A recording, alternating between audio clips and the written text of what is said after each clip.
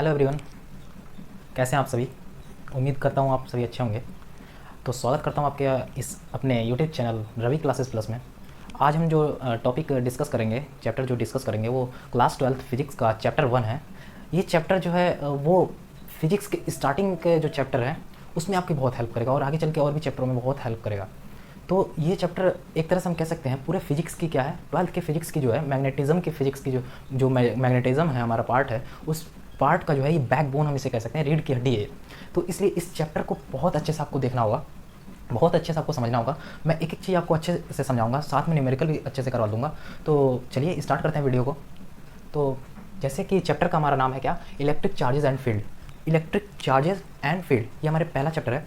Second chapter हम जो बात करेंगे वो भी हम जो बात करेंगे मतलब कि चार्जेस की, वो हमारे क्या होंगे, इलेक्ट्रोस्टैटिक चार्जेस होंगे। अब इलेक्ट्रोस्टैटिक और इलेक्ट्रोडायनेमिक क्या होते हैं। देखो इलेक्ट्रोडायनेमिक उसे बोलते हैं जो चार्ज क्या हो, मूव कर रहा हो, यानी कि मोशन में हो। चार्ज क्या हो, मोशन में हो, तो उसको क्या बोलेंगे, इलेक्ट्रोडायनेमिक है वो। और जो चार्ज रेस्ट पे हो, जो कहीं एकदम चुपचाप से आराम से बैठा हो, उसे हम क्या बोलेंगे, वो क्या है, इलेक्ट्रोस्टैटिक है। तो ये हमारे क्या है, दोनों पार्ट है मैग्नेटिज्म के, इलेक्ट्रोस्टैटिक एंड इलेक्ट्रोडायनेमिक। तो हम जो पहले के दो चैप्टर हैं, पोटेंशियल एंड कैपेसिटर, जो कि हमारा सेकंड चैप्टर है, और first chapter electric field and charges, ये जो दोनों में हम जो बात करेंगे वो इलेक्ट्रॉन मोशन की बात नहीं करेंगे। हम इलेक्ट्रॉन क्या करेंगे, मतलब कि चार्जेस जो होंगे वो क्या होंगे, रेस्ट होंगे, उसकी बात करेंगे, यानी कि इलेक्ट्रोस्टैटिक की बात करेंगे। तो चलिए स्टार्ट करते हैं। तो सबसे पहले पहली टर्म जो आती है, कुछ ये मैंने इंपॉर्टेंट टर्म लिख दिया है जो आपको बहुत हेल्प करेगा आगे चल के। मतलब कि आपको कोई भी चीज़ को समझने के लिए सबसे पहले बेसिक आना चाहिए, तभी तो हम आगे कर पाएंगे। तो चलिए देखते हैं। तो सबसे पहले चार्जेस क्या होते हैं। इस चैप्टर का ही नाम है इलेक्ट्रिक चार्जेस एंड फील्ड। तो सबसे पहले हमें पता होना चाहिए चार्जेस होते हैं क्या भाई। अगर चार्जेस ही नहीं पता होगा तो हम आगे कैसे करेंगे। तो चार्जेस देखते हैं क्या होता है। तो चार्जेस क्या होता है, किसी भी मतलब कि मैटर की क्या होती है, इंट्रिंसिक प्रॉपर्टी होती है। अब देखो मैटर क्या होता है, मैंने तो ये बोल दिया मैटर की क्या होती है, इंटेंसिक प्रॉपर्टी होती है, मतलब कि अंदर की जो प्रॉपर्टी वही होती है मेरी क्या होती है, चार्ज होती है। तो मैटर क्या होता है, मैटर वो होता है जो भी कोई भी चीज़ हो जो क्या करती हो, स्पेस कवर करती हो, और जिसका कुछ थोड़ा थोड़ा मास हो, थोड़ा भी अगर मास होगा तो हम क्या कहेंगे, वो एक मैटर है। और जो क्या करे, स्पेस घेरती हो। अगर मैं इस मार्कर की बात करूँ तो ये भी क्या है, एक हमारा क्या है, मैटर है, क्योंकि ये स्पेस कवर कर रही है और इसका कुछ कुछ 50 ग्राम 100 ग्राम या फिर इसका कुछ तो कुछ मास है ना, तो इसलिए हम इसको क्या करेंगे, मैटर कहेंगे। तो यानी कि इसमें भी चार्जेस होंगे, ये हम आगे देखेंगे, अभी आपको आगे पता चल जाएगा इसके अंदर चार्जेस होते हैं, मतलब कि इलेक्ट्रॉन होते हैं या फिर नहीं होते हैं, ये हम आगे डिस्कस करेंगे। तो देखते हैं इंटेंसिक प्रॉपर्टी ऑफ मैटर, वो हमारे क्या होते हैं, चार्जेस होते हैं। ये आपको याद रखनी है, हर चीज़ में काम आएगी। अब देखते हैं इलेक्ट्रिसिटी क्या होती है। इलेक्ट्रिसिटी जनरली आप जानते हैं, जैसे हमारी ये जो लाइटनिंग वगैरह होती हैं, फ़ैन होता है, टीवी चलता है, वो क्या होता है, इलेक्ट्रिसिटी से ही चलता है। अब इलेक्ट्रिसिटी हमारी मतलब बनती कैसे है, आती कैसे है, उसके अंदर इलेक्ट्रिसिटी के अंदर जो वायर होते हैं उनके अंदर क्या होता है, जिससे हमारी मतलब कि लाइट जलते हैं, पंखे चलते हैं, कैसे क्या होता है, देखते हैं क्या होता है। इलेक्ट्रिसिटी क्या होता है, प्रेजेंट ऑफ चार्जेस, जिसके अंदर क्या हो, चार्जेस हो, and flow of electric charges, और क्या करें, वो चार्ज जो हो फ्लो करता हो, चार्ज जो हो फ्लो करता हो। अगर रेस्ट पे रहेगा तो उसके अंदर हम इलेक्ट्रिक फील्ड नहीं बोलेंगे। तो देखते हैं, present of charges and flow of electric charges to generate electricity. हम कह सकते हैं इलेक्ट्रिसिटी क्या होता है, जिसमें इलेक्ट्रॉन क्या करते हो, फ्लो करते हो। इलेक्ट्रॉन अगर फ्लो करेंगे तभी हमारी वहाँ पे क्या होगी, इलेक्ट्रिसिटी जनरेट होगी। ये हमें यह डेफिनेशन कह रहा है। अब देखते हैं थर्ड टर्म हमारे पास जो आती है वो होती है इलेक्ट्रिक चार्जेस। अब इलेक्ट्रिक चार्जेस क्या होता है, जो कि चैप्टर का ही नाम है इलेक्ट्रिक चार्जेस। देखते हैं इलेक्ट्रिक चार्जेस क्या होता है। Electric charges is an intrinsic property, जो भी मैंने बताया आपको क्या है चार्जेस के बारे में। तो ये क्या होती है, is an intrinsic property of elementary particle. जैसे किसी भी मतलब कि मैटर की या फिर किसी भी चीज़ की कोई अंदर की क्या होती है, प्रॉपर्टी होती है, उसके अंदर की जो प्रॉपर्टी होती है, जैसे लाइक इलेक्ट्रॉन, प्रोटॉन। अब इसके अंदर क्या होगा, इलेक्ट्रॉन होंगे, प्रोटॉन होंगे, और एटीसी मतलब कुछ भी और भी हो सकता है, जो क्या करें, गिव राइज करें क्या, electric force between various object. मतलब कि आप अगर दो ऑब्जेक्ट लेते हो या फिर एक सिंगल ऑब्जेक्ट करते हो, उसके अंदर हमारा क्या हो, राइज करता हो क्या, इलेक्ट्रिक फोर्स। अगर अब अभी हम कूलम्स लॉ जब करेंगे तो उसमें आपको पता चलेगा कैसे इलेक्ट्रिक फोर्स राइज करता है। तो चलिए देखते हैं। और इसका अगर हम दूसरा डेफिनेशन बनाना चाहें तो ये क्या होता है, transfer of an electron is called electric charges. मतलब जहाँ पे ट्रांसफर होता हो इलेक्ट्रॉन, वहाँ पे हम कह सकते हैं क्या होता है, इलेक्ट्रिक चार्जेस वहाँ पे जनरेट होती है। ठीक, अब देखते हैं चार्जेस, बार बार हम चार्जेस की तो बात करते हैं, अब हम देखें भाई चार्जेस डिनोट कैसे करें, कैसे पता चले कि किसमें इसमें चार्ज है या नहीं। तो डिनोट कैसे होगा, उसका सिंबॉलिक रिप्रेजेंटेशन कैसा होगा, उसको देखते हैं। तो देखो symbol of representation of charge क्या होगा, या तो आप इसको क्या कर सकते हैं, कैपिटल क्यू से भी लिख सकते हैं, या तो आप इसको क्या कर सकते हैं, स्मॉल क्यू से लिख सकते हैं। किसी से भी आप क्या कर सकते हैं, इसको सिंबॉलिक रिप्रेजेंटेशन कर सकते हैं। अब इसकी एसआई यूनिट की बात करते हैं, तो इसको तो आपने पहले ही पढ़ रखा होगा, कूलम इसकी क्या होती है, एसआई यूनिट होती है किसकी, चार्ज की चार्ज की जो होती है सिंबॉलिक अगर रिप्रेजेंटेशन बताओ तो capital Q and small Q होता है, और एसआई यूनिट की बात करूँ तो क्या होता है कूलम, इसको हम क्या बोलते हैं कूलम। अब जो ये कूलम है इसका लॉ भी है, इसके लॉ को हम आगे डिस्कस करेंगे। अच्छा, मैंने एसआई यूनिट बना दिया, सिंबल बता दिया, अब बताते हैं डायमेंशन। डायमेंशन क्या होगा, तो देखो हम जानते हैं करंट इज इक्वल टू क्या होता है, चार्ज अपॉन में क्या होता है टाइम होता है, current is equal to charge upon में टाइम होता है, फॉर्मूला होता है आपको पता होगा। तो अगर मैं यहाँ से मतलब कि चार्जेस को निकालना चाहूँ तो इसको अगर मैं इधर भेजता हूँ यानी कि I T is equal to क्या क्यू, क्योंकि हमें चार्जेस का ही चाहिए, क्या हमें डायमेंशन चाहिए। अब हम जानते हैं आई का जो डायमेंशन फॉर्मूला होता है वो था ए लिख दिया मैंने, और टी का जो डायमेंशन मतलब कि टाइम का जो डायमेंशन होता है वो होता है हमारा क्या टी, और हमें क्या इसी का तो निकालना है, डायमेंशन किसका निकालना है, चार्जेस का निकालना है। तो ये हमारा क्या होगा, डायमेंशन फॉर्मूला हो गया किसका, चार्जेस का। अच्छा, इसको आप और भी अच्छे से क्या कर सकते हैं, अरेंज कर सकते हैं। देखिए इसको कैसे लिखेंगे, हम अपने बेसिक को जो लिखेंगे मतलब बेसिक टर्म जो होती है एम एल टी जो होती है उसको जरूर लिखेंगे। तो एम तो यहाँ पे कुछ है नहीं, तो एम जीरो, एल भी नहीं है, एल जीरो, टी है, देखो यहाँ पर टी है तो टी हमारा क्या हो जाएगा 1, एंड ए भी है तो ए भी हमारा क्या हो जाएगा 1। तो इस तरह भी आपको रिप्रेजेंट कर सकते हैं। तो मेनली ये 2-3 क्वेश्चन जो हैं आपके एमसीक्यू मिल जाएंगे अगर इस बार के हम बोर्ड के एग्जामिनेशन की बात करें तो इसमें ये 2-3 जैसे क्वेश्चन होते हैं, मतलब कि symbolic representation. Electric charge could be, मतलब इलेक्ट्रिक चार्ज किस फॉर्म में हो सकता है। अब मैं बोल रहा हूँ ये मैटर है, इसकी इंटेंसिक प्रॉपर्टी बतानी है। तो इंटेंसिक प्रॉपर्टी भी मैंने क्या बोली है, या तो पॉजिटिव या तो नेगेटिव या तो फिर न्यूट्रल, यानी कि हम कह सकते हैं बेसिकली न्यूट्रल को हम नहीं एनालाइज करते हैं, तो या तो हम बोल सकते हैं क्या है पॉजिटिवली चार्ज है या तो क्या है नेगेटिवली चार्ज है। कोई भी हमारा चार्ज जो है वो क्या तो पॉजिटिवली चार्ज है या तो नेगेटिवली चार्ज है।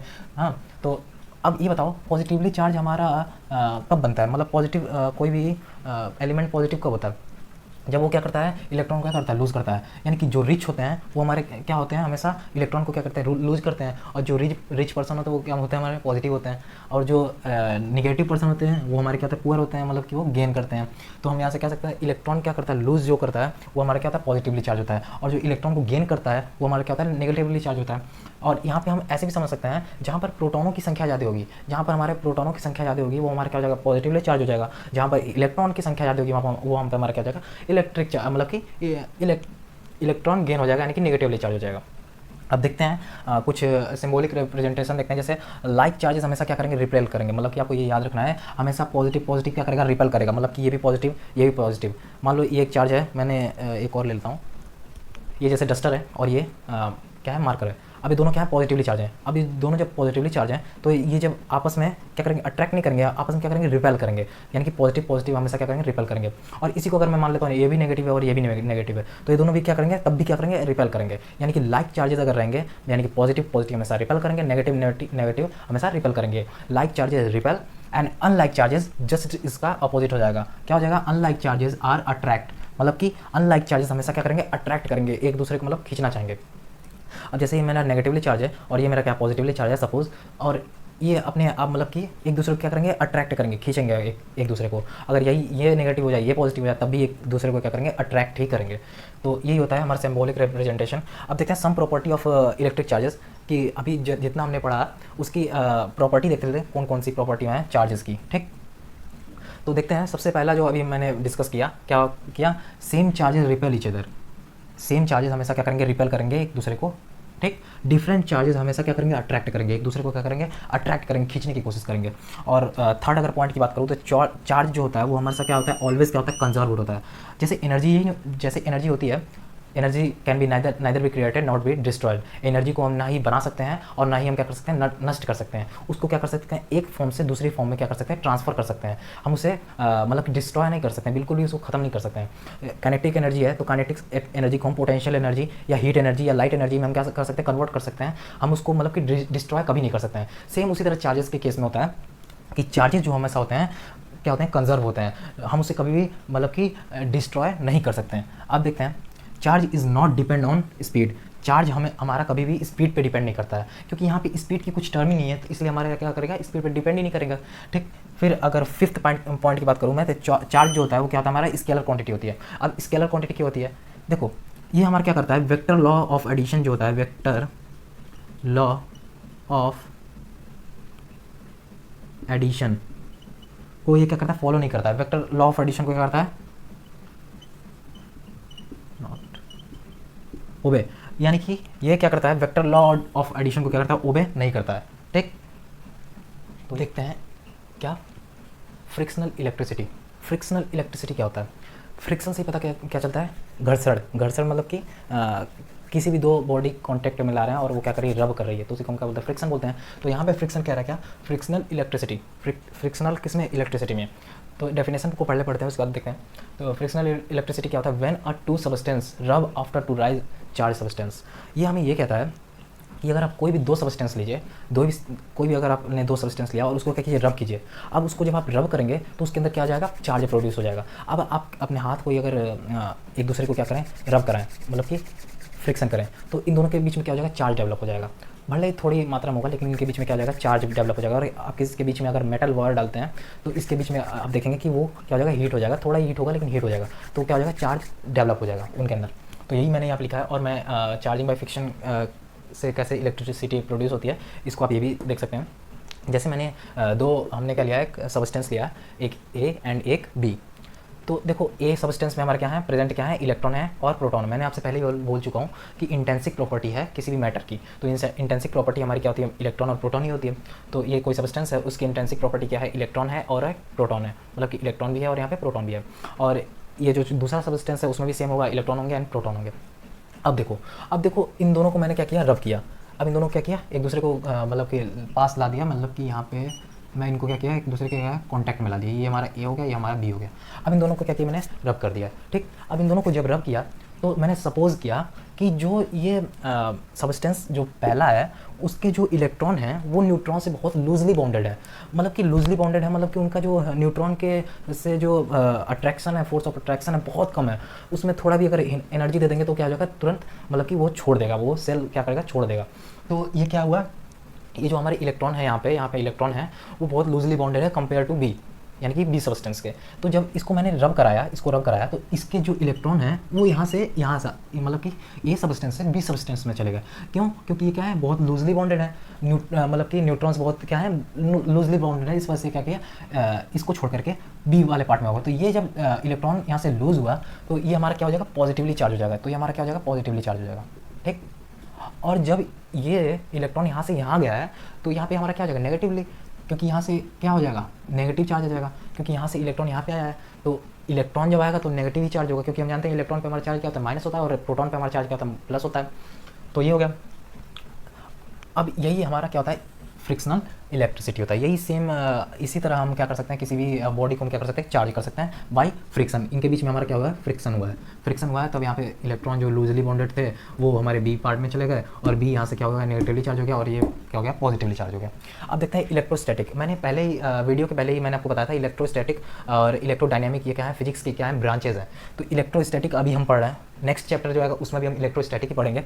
तो इलेक्ट्रोस्टैटिक क्या होता है?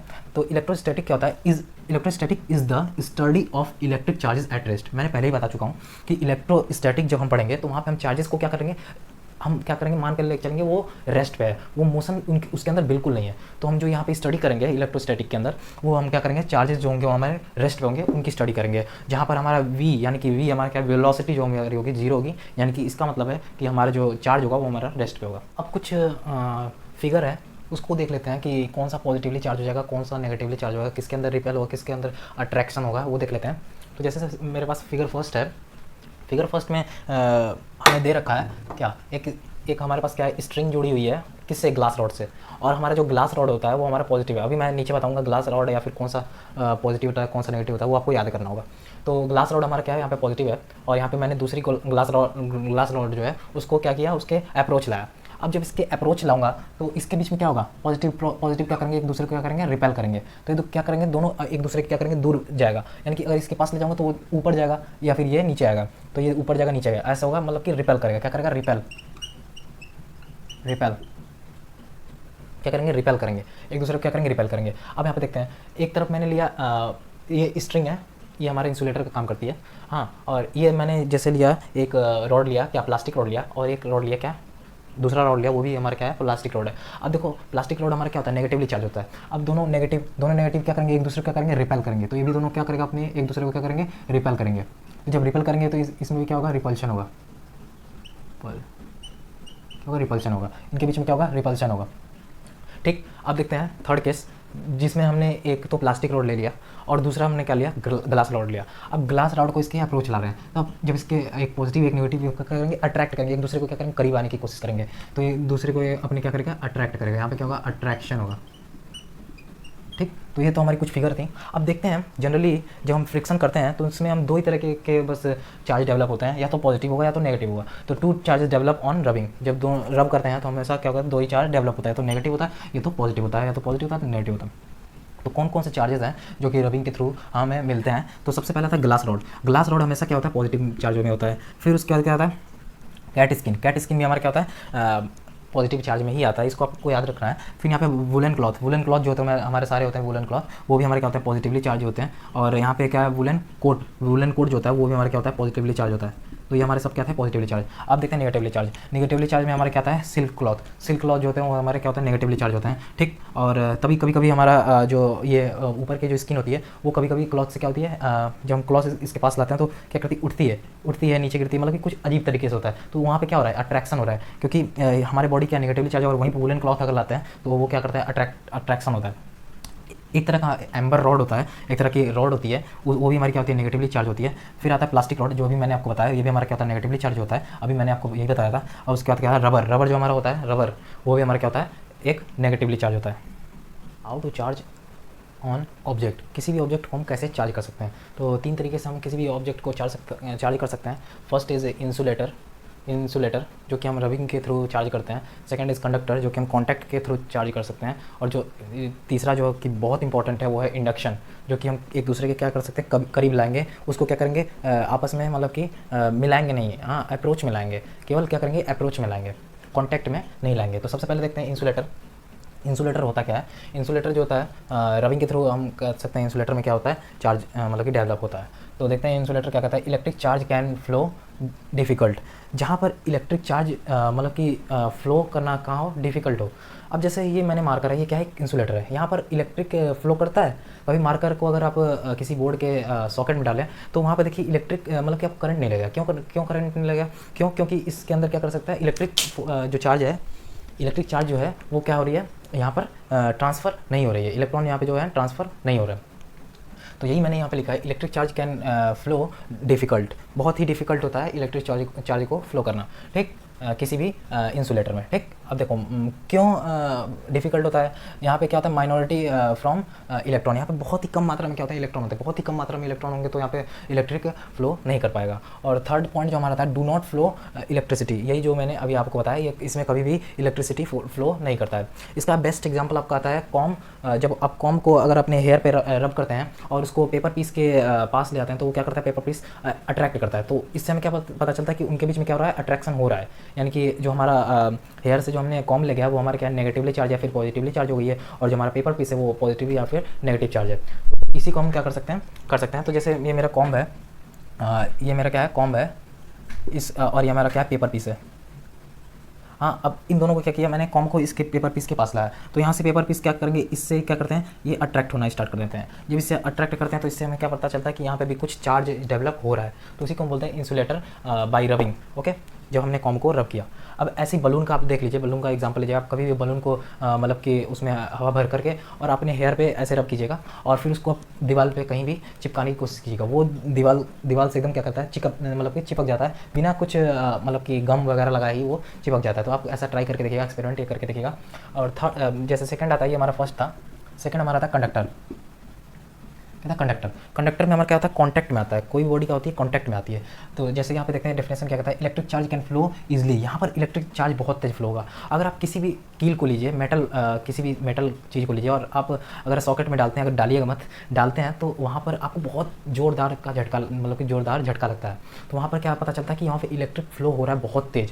तो यही कह सकते हैं क्या, इलेक्ट्रिक मेजर फ्री इलेक्ट्रॉन होते हैं, बहुत ज़्यादा इलेक्ट्रॉन होते हैं, तभी तो हमें शॉक लगता है। और यहाँ पे ये क्या होता है, गुड कंडक्टर ऑफ हीट होता है। ये मतलब कि आप कोई भी मेटल ले लो, वो हीट का गुड कंडक्टर होता है, उसको हीट करोगे तो हीट हो जाता है। और क्या होता है, इलेक्ट्रिसिटी का भी गुड कंडक्टर होता है। तो देखते हैं जैसे, और सुनो, और ये जो कंडक्टर होता है वो किसी अनचार्ज बॉडी को भी क्या कर सकता है, चार्ज कर सकता है कॉन्टैक्ट में आने के बाद। तो देखते हैं ये हमारे पास कोई चार्ज बॉडी है, पॉजिटिवली चार्ज है चार्ज बॉडी, और ये हमारे पास क्या है, न्यूट्रल बॉडी है जहाँ पर ना ही पॉजिटिवली चार्ज है और ना ही नेगेटिवली चार्ज है। अब इन दोनों को मैंने क्या किया, रब किया। रब करूँगा, दोनों को कॉन्टैक्ट में ला करके अगर रब करूँगा तो यहाँ पे हमारा क्या हो जाएगा, चार्ज हो जाएगा। यहाँ पे जैसे ये ए पार्ट है, ये मैंने बी पार्ट बना दिया। तो जब रबिंग, आफ्टर रबिंग के बाद यहाँ पे क्या हो जाएगा, पॉजिटिव तो है ही है। अब इसको हमने क्या किया, कॉन्टैक्ट में लाया था, तो ये भी हमारा क्या हो जाएगा, पॉजिटिवली चार्ज हो जाएगा। तो यही बस ये कहना चाह रहा है कि किसी भी अनचार्ज बॉडी को भी हम क्या कर सकते हैं, यहाँ से चार्ज कर सकते हैं, बट कॉन्टैक्ट में ला करके दोनों को रब करेंगे, ये क्या हो जाएंगे, चार्ज हो जाएंगे। अब थर्ड केस आता है, बहुत इंपॉर्टेंट केस है ये आपके एग्जाम पॉइंट ऑफ व्यू से, इसमें से क्वेश्चन जरूर जाता है। तो देखते हैं इंडक्शन क्या होता है। इंडक्शन में देखो यहाँ पे हम क्या कर रहे थे, किसी भी बॉडी को हम चार्ज कैसे करते थे, कॉन्टैक्ट में लाते थे हम उनको, दोनों को मतलब कि रब करते थे, हाँ, उनको एक दूसरे के एकदम बिल्कुल चिपका देते थे, तब वो हमारा क्या होता था, चार्ज होता था, कोई न्यूट्रल बॉडी। अब यहाँ पे हम करेंगे क्या, कॉन्टैक्ट में नहीं लाएंगे, उसके अप्रोच में लाएंगे। तो देखते हैं क्या होता है। तो ये हमें डेफिनेशन क्या कहती है, uncharged body can charge by charge body, मतलब कि कोई भी अनचार्ज बॉडी है वो चार्ज हो जाएगा किससे, जो भी हमारे पास क्या होगी, चार्ज बॉडी होगी, उससे हमारा अनचार्ज बॉडी क्या हो जाएगा, चार्ज होगा विदाउट कॉन्टैक्ट, बिना कॉन्टैक्ट के। ओनली क्या करेंगे, अप्रोच लाएंगे एक दूसरे के, अप्रोच टुगेदर एक दूसरे के। तो सबसे पहला केस जो दो केसेस में बनते हैं, एक तो होता है क्या, charging by induction of positive charge, एक हमारा बनता है charging by induction of negative charge. तो सबसे पहले देखते हैं charging by induction of positive charge. तो पॉजिटिव चार्ज हम कैसे किसी को करेंगे, जैसे हमारे पास यहाँ पे क्या है, न्यूट्रल है। न्यूट्रल मतलब यहाँ पे क्या है, पॉजिटिव भी है और नेगेटिव भी है। ये हमारा ए फिगर जो है, इसमें क्या है, ये हमारा ए फिगर है केवल ये। यहाँ पे हमने एक, ये हमारा क्या, इंसुलेटेड रॉड है, हाँ, और उस पर हमने क्या किया, एक स्फीयर लगा दिया है। स्फीयर जो हमारा वो हमारा क्या, न्यूट्रल है, यानी कि पॉजिटिव भी है नेगेटिव भी है। अब सेकंड फिगर को आप देखिए, सेकंड फिगर में हमने क्या किया, नेगेटिव चार्ज को उसके क्या किया, स्फीयर के करीब ले गए। नेगेटिव चार्ज को अगर हम, मान लो स्फीयर है मेरा, ये कोई स्फीयर है, अब इसके करीब हम क्या कर रहे हैं, ले जा रहे हैं। और यहाँ पे नेगेटिव चार्ज हम इसे पिछले मतलब कि मैंने बताया है इसके पिछले स्लाइड पे कि जो हमारा नेगेटिव चार्ज होता है वो हमारा प्लास्टिक हो सकता है। तो यहाँ पे मैंने मान लो, सपोज मैंने क्या लिया, प्लास्टिक रॉड लिया है। अब ये मान लो मेरा प्लास्टिक रॉड है और मेरा क्या है, एक स्फीयर है, ये हमारा क्या है, स्फीयर की तरह। अब इसको मैं इसके क्या कर रहा हूँ, अप्रोच ला रहा हूँ। अब इसके अप्रोच ला रहा हूँ तो इस स्फीरिकल के अंदर क्या है, पॉजिटिव भी हैं और नेगेटिव भी हैं, क्योंकि न्यूट्रल है। तो जो पॉजिटिव होंगे तो ये हमारा क्या है, एक नेगेटिव है, तो इसके पास लेंगे तो पॉजिटिव जो होंगे नेगेटिव से क्या करेंगे, अट्रैक्ट करेंगे, और जो नेगेटिव वाला होगा वो हमारा क्या हो जाएगा, मतलब कि ग्राउंड हो जाएगा। वही हमें यहाँ पे बताना चाहता है। तो देखो बी पार्ट हमें क्या कर रहा है, हमने कोई नेगेटिव रॉड को स्फीयर के पास ले गए। तो ये देखो जो पॉजिटिव चार्ज है वो स्फीयर के क्या, मतलब कि दूसरी साइड आ गया, मतलब कि लेफ्ट हैंड साइड में आ गया, हाँ, और नेगेटिव जो है वो राइट हैंड साइड में चला गया। अब यहीं पे इसको मैंने क्या किया, नेगेटिव जो था उसको मैंने क्या किया, ग्राउंड कर दिया। ग्राउंड का मतलब अर्थ कर दिया, मतलब कि वो वहाँ से चार्ज क्या होगा, गायब हो जाएगा, ठीक। तो देखो यहाँ पे यही हमारे फिगर में बताया गया कि नेगेटिव चार्ज यहाँ से क्या हो गया, ग्राउंड हो गया, तो हमारे पास क्या, ओनली पॉजिटिव चार्ज बच गया। अब इस रॉड को भी मैं क्या कर रहा हूँ, हटा दे रहा हूँ। इस रॉड को भी जब मैं हटा दूंगा तो इस स्फीयर में क्या केवल बच जाएगा, ओनली पॉजिटिव चार्ज बच जाएगा। तो ये हमारा क्या हो जाएगा, charging by induction of positive charge. अब इससे अगले में हम बात करेंगे charging by induction of negative charge. देखा है कि charging by induction of positive charge देखा था, अब देखेंगे नेगेटिव चार्ज हम कैसे करेंगे इंडक्शन के थ्रू। तो देखो सबसे पहले वही सेम प्रोसेस रहेगा, बस यहाँ पे मैं क्या ले लूँगा, पॉजिटिव रॉड ले लूँगा, और वहाँ पे मैंने क्या लिया था, नेगेटिव रॉड लिया था। तो यहाँ पे हमारे पास एक न्यूट्रल बॉडी है, क्या है, न्यूट्रल बॉडी है, एक स्फीयर है, न्यूट्रल स्फीयर है ए फिगर में, और बी फिगर में हमारे पास क्या है, हमने एक क्या लिया, ग्लास रॉड, इसको मान लो, हाँ, पॉजिटिव चार्ज है, ये रॉड है कोई, वो पॉजिटिव चार्ज है, मैंने यहाँ पे सपोज क्या है, ग्लास रॉड है। अब इसको क्या किया, मैंने इसके अप्रोच लाया, इसके पास लाऊंगा तो नेगेटिव वाले जो इसमें इलेक्ट्रॉन होंगे वो क्या करेंगे, इससे क्या करेंगे, अट्रैक्ट करेंगे, क्योंकि ये पॉजिटिव चार्ज और नेगेटिव होगा तो क्या करेगा, अट्रैक्ट करेगा। तो जो पॉजिटिव होंगे वो क्या होंगे, राइट हैंड साइड में चले जाएंगे, और नेगेटिव जो होंगे इसके क्या करेंगे, अट्रैक्ट में आ जाएंगे, इसके क्या करेंगे, कॉन्टैक्ट में आ जाएंगे, मतलब कि इसके अप्रोच आएंगे। और फिर सेकंड अगर मतलब कि थर्ड अगर मैं स्टेप देखूँ तो यहाँ पे मैंने क्या किया, हमें तो नेगेटिव चार्ज ही चाहिए, हमें नेगेटिव चार्ज ही बनाना है, तो हमें क्या करेंगे, पॉजिटिव जो रहेगा उसकी क्या जरूरत है हमें, तो उसको हम क्या कर देंगे, ग्राउंड कर देंगे। तो ये हमारे जितने पॉजिटिव होगा हमारा क्या हो जाएगा, ग्राउंड में हो जाएगा, यहाँ से पॉजिटिव हमारा क्या होगा, निकल जाएगा। अब यहाँ पे हमारे पास क्या बच गया, ओनली नेगेटिव चार्ज बच गया, और हमारे पास ये जो रॉड लगा था उसको भी, वो भी बच गया। अब मैं इसको क्या कर रहा हूँ, रॉड को भी हटा रहा हूँ। अब रॉड को हटाऊंगा तो हमारे पास जो स्फीयर हो जाएगा पूरा ही क्या हो जाएगा, एक नेगेटिव चार्ज हो जाएगा, पूरा हमारा क्या हो गया, नेगेटिव चार्ज होगा। तो यही हो गया हमारा क्या, नेगेटिव चार्जिंग बाय इंडक्शन, ठीक। अब नेक्स्ट हम देखेंगे क्या, basic property of electric charge, कौन कौन सी बेसिक प्रॉपर्टी हैं, हमें कैसे चार्जेस को ऐड करना है, ये हम इसमें डिस्कस करेंगे, या फिर चार्जेस हमारे कंजर्व कैसे होते हैं ये हम इसमें डिस्कस करेंगे। तो 3 बेसिक प्रॉपर्टी होती हैं हमारे इलेक्ट्रिक चार्ज की। फर्स्ट इज जो आता है हमारा, वो होता है additivity of charges. Second is quantization of charges and third is conservation of charges. Conservation of charges मैंने आपको पहले ही बताया है, लेकिन अभी फिर बता दूंगा। तो एडिटिविटी ऑफ चार्जेस, हमारे पास अगर सिस्टम ऑफ चार्जेस है, मतलब एक से ज़्यादा चार्जेस हैं, तो उनको हम ऐड कैसे करेंगे वो इसमें बताएंगे। तो charges can be added algebraically. देखो एल्जेब्रिकली हम चार्जेस को क्या करेंगे, ऐड करेंगे। जैसे हम एल्जेब्रा में क्या करते हैं, पॉजिटिव नेगेटिव, फिर पॉजिटिव नेगेटिव, हम इसको क्या करते हैं, ऐड करते हैं। कैसे करते हैं, नेगेटिव साइन पॉजिटिव, ऐसे हम कैसे एल्जेब्रिक जैसे मैथमेटिक में करते हैं वैसे करेंगे। तो इसका जो जनरल फॉर्मूला अगर मैं बताऊं तो क्या होता है, Q equal to Q1 Q2 Q3 and Qn, जितने भी और चार्जेस होंगे उनको हम ऐड करेंगे। तो यहाँ पे मैंने एक एग्जांपल लिया है, मैंने लिया है positive 2Q, negative 3Q and positive 4Q and minus 5Q। ये हमें क्या किया है, क्वेश्चन दिया है, ठीक। अब इसको हमें सॉल्व करना है, इसको ऐड करना है। तो हमने Q से इसको रिप्रेजेंट किया चार्ज को, टोटल चार्ज अगर हम निकालेंगे, नेट चार्ज निकालेंगे, तो हम जैसे यहाँ पे 2 ले लिया, फिर -3 ले लिया, फिर क्या किया, प्लस किया 4 में, और फिर 5 लिया। अब देखो इसको आप सॉल्व करोगे तो 4 and 3, 4 -3, 4 -3 what 1, 1 and -5 is what -4, 4 -4 and 2 what -2। तो हमारे पास क्या आ जाएगा, एक आंसर आ जाएगा क्या, -2Q, ठीक। तो हम इसको एल्जेब्रिकली कैसे ऐड करते हैं सिस्टम ऑफ चार्ज को, ये हम इसमें बताया गया। अब देखते हैं क्वांटाइजेशन ऑफ चार्जेस, इस पर बहुत आपको न्यूमेरिकल मिल जाएगा, कई सारे न्यूमेरिकल मिल जाएंगे। तो देखो क्वांटाइजेशन ऑफ चार्जेस क्या होता है, इंपॉर्टेंट है बहुत, एग्जाम पॉइंट ऑफ व्यू से मोस्ट इंपॉर्टेंट है।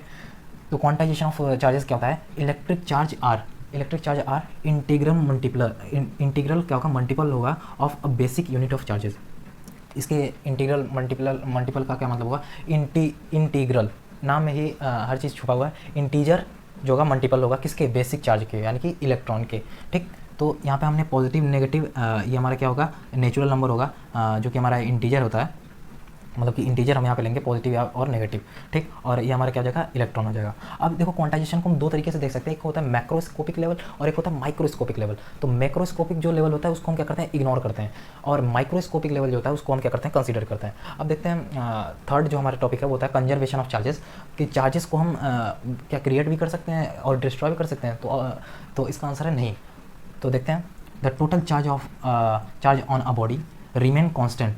किसी भी चार्ज का, मतलब कोई भी बॉडी का अगर चार्ज होगा वो क्या होगा, टोटल वो क्या होगा, कांस्टेंट होगा। बिकॉज क्योंकि charge can neither be created not be destroyed, but charge can transfer one form to another form. Charge को हम ट्रांसफ़र कर सकते हैं किसी एक फॉर्म से दूसरे फॉर्म में, हम उसको डिस्ट्रॉय या फिर डेवलप नहीं कर सकते हैं। यहाँ पे एक एग्जांपल लिया मैंने, हमारे पास ये कोई केमिस्ट्री का ये हमारे पास क्या है, रिएक्शन है। तो ये देखो, ये हमारे पास क्या है, यूरेनियम है। अब यूरेनियम का हमारे पास एटॉमिक नंबर है, देखो यूरेनियम का एटॉमिक नंबर 92 होता है। अब 92 यहाँ पे क्या है, इलेक्ट्रॉन है, हम प्रोटॉन है, ठीक। और यहाँ पे हमारे पास क्या है, एटॉमिक मास है। एटॉमिक मास हमें क्या दिया, 238। अब देखो यूरेनियम का 92, अब इसको मैंने क्या किया, तोड़ दिया, 2 हिस्सों में क्या किया, तोड़ दिया। अब देखो 2 हिस्सों में तोड़ने के बाद हमारे पास क्या बता, थोरियम मिला। ये कितना, इसका एटॉमिक नंबर है 90। थोरियम का एटॉमिक नंबर क्या है, 90, और इस पे जो एटॉमिक मास है वो कितना है, 234। फिर मैंने क्या किया, उसमें ऐड किया क्या, हीलियम, यानी कि He। अगर हीलियम ऐड करेंगे तो हीलियम का एटॉमिक नंबर क्या होता है, 2 होता है, और हीलियम का एटॉमिक मास क्या होता है, 4 होता है। अब देखो यहाँ से अगर हम इसको ऐड करें, क्योंकि दोनों में ऐड हो रहा है, इसको ऐड करें तो हमारे पास आंसर क्या आता है, 98, 92, 90 + 2 92, और यहाँ पे हमारे पास रिजल्ट भी हमारे क्या पास था, 92। तो हो गया ना इक्वल 92। और अगर हम मैं मास की बात करूँ तो यहाँ पे मास जो होता है, यहाँ पे 92 ये हो गया, और ये भी हमारे पास क्या हो गया, 92, ठीक, 2 एंड 90। अब यहाँ पे मैं आपको बात करूँ मास का, तो 238, और थैलियम का हमारे पास कितना होता है, 234, और हीलियम का कितना होता है, 4। अब 234 + 4 238। अब इन दोनों का मास और इसका यूरेनियम का मास क्या इक्वल है, हाँ इक्वल है। तो इससे ये पता चलता है कि जब भी हम किसी भी एलिमेंट को अगर हम ब्रेक करते हैं तो उसका एटॉमिक नंबर और एटॉमिक मास जो होता है हमारा क्या होता है, कंजर्व रहता है। तो ही इसका समझाने का मेन मकसद था। तो चल हमारा मोस्ट इम्पॉर्टेंट जो टॉपिक है उसको देखते हैं, इसमें से क्वेश्चन आपको मिल ही जाएगा। तो कूलम्स लॉ होता क्या है, कूलम्स एक साइंटिस्ट थे कूलम, उन्होंने ये लॉ दिया था, वो देखते हैं होता क्या है। Coulomb's law of electric force देखते हैं क्या होता है। देखो क्या होता है, state that the force of attraction और repulsion between 2 stationary point charge. जैसे आपको बताना है कि अगर आपके पास 2 चार्जेस हैं, उनके बीच में क्या होगा, अट्रैक्शन होगा या रिपल्सन होगा, हाँ, और उसको क्या किया है, उनके बीच में क्या होगा, फोर्स ऑफ अट्रैक्शन होगा, रिपल्सन होगा, और उसको हम डिस्टेंस लेंगे, उसके बीच में कैसा कैसे हम उसको फाइंड करेंगे डिस्टेंस को, या फिर के की वैल्यू हम कैसे निकालेंगे, वो सब आप इसमें डिस्कस करेंगे। तो सबसे पहली जो प्रॉपर्टी आपको देती है वो ये देती है कि directly proportion of the product of the magnitude of the two charges. Directly proportional होता है फोर्स जो इसका होता है कूलम्स लॉ के अंदर, वो डायरेक्टली प्रोपोर्शनल होता है मैग्नीट्यूड होता है किसका, प्रोडक्ट का, दो चार्जेस का। तो हम इसको ऐसे कैसे लिखेंगे, F जो कि हमारा इलेक्ट्रिक फोर्स है वो हमारा क्या होगा, डायरेक्टली प्रोपोर्शनल होगा Q1 एंड Q2 के। यही हमें डेफिनेशन बोल रहा है कि directly proportion of the product of the magnitude product of magnitude, product क्यों, क्योंकि मल्टीप्लाई हो रहा है magnitude of the two charges, of दो चार्जेस का। ठीक, अब दूसरी बात ये क्या कहता है, दूसरा बात ये कहता है कि इन्वर्सली प्रोपोर्शनल होगा किसके, square of the distance between them. Inversely proportional होगा इन दोनों के डिस्टेंस के बीच में। हाँ, तो इसको कैसे लिखेंगे, F is inversely proportional of R square, क्योंकि आर के स्क्वायर के होगा, डिस्टेंस के क्या है, स्क्वायर है। अब देखते हैं कि लाइन जो ज्वाइनिंग होगी वो कैसे होगी। This force act along the line joining two charges. ये जो फोर्स होगा बिल्कुल एक्ट करेगा किसके, लाइन के एकदम बीचों बीच, अलॉन्ग बीचों बीच इस लाइन क्या होगी, ज्वाइनिंग होगी इन दोनों के। तो यही इसमें क्या किया गया, बताया गया कि जो इसमें लाइन होगा वो क्या होगा, इनके सेंटर से क्या होगी, लाइन ज्वाइनिंग होगी। अब इन दोनों को कंबाइन करके हम क्या निकालते हैं, कूलम्स का फॉर्मूला निकालते हैं। तो यहाँ से मैंने ले लिया F directly proportional to Q1 and Q2, ये मैंने मान लिया फर्स्ट, और सेकेंड हमने माना क्या, F is inversely proportional to R square. अब इन दोनों को मैं क्या कर लेता हूँ, कंबाइन कर देता हूँ। इन दोनों को जब हम कंबाइन करेंगे तो सेम जो हमारे पास वैल्यू उसको हम क्या कर देंगे, अलग कर देंगे। सेम हमारे पास जो उसको अलग कर देंगे, F इज़ प्रोपोर्शनलिटी का sign Q1 and Q2 upon में आर स्क्वायर। अब हमें ये प्रोपोर्शनलिटी का साइन क्या करना है, हटाना है। अब यहाँ पे जब प्रोपोर्शनलिटी हटता है तो हमारे पास क्या कहता है, एक कोई कांस्टेंट आता है। तो ये जब हम हटाएंगे तो यहाँ पे हमारा क्या आएगा, कांस्टेंट आएगा। तो हमारे पास जो फॉर्मूला निकल के आएगा, F equals to K Q1 Q2 upon R square. ये हमें प्रूफ करना था और ये मैंने क्या किया, प्रूफ करवा दिया। तो ये हमारा क्या होगा, इलेक्ट्रिक फोर्स निकालने का फॉर्मूला आ गया according to the Coulomb's law. अब देखो यहाँ से जो ये K है, जो ये कांस्टेंट है, ये हमारा क्या होता है, जो ये K होता है ये डिपेंड करता है किसी भी मीडियम कौन सा है, कौन सा मीडियम ले रहे हैं उस पर क्या करता है, K डिपेंड करता है। तो K हमारा क्या है, मीडियम है। हाँ, अब इस K की वैल्यू हमारे पास क्या आती है, K equals to 1/4 pi epsilon naught. ये हमारे पास क्या आती है, K की वैल्यू होती है। ठीक, K की वैल्यू ये होती है, K is equal to 4 pi epsilon naught. Epsilon naught जो ये हमारा होता है वो हम बोलते हैं इसको परमिटिविटी।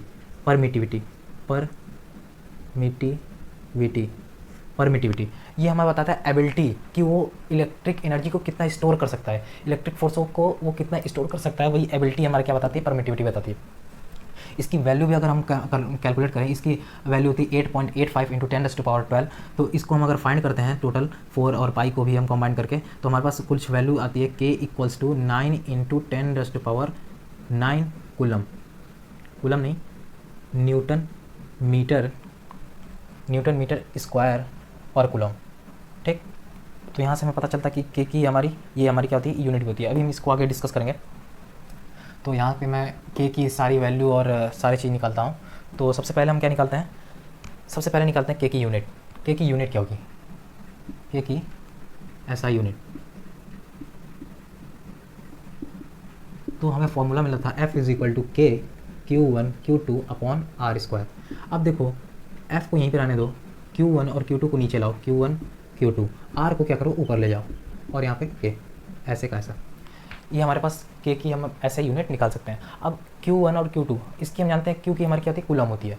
फोर्स की हम जानते हैं न्यूटन होती है, और डिस्टेंस की हम जानते हैं क्या होती है, मीटर होती है। तो हम इसको ऐसे लिख सकते हैं, न्यूटन फोर्स मीटर स्क्वायर यानी कि डिस्टेंस अपॉन कूलम। 2 कूलम है तो कूलम स्क्वायर।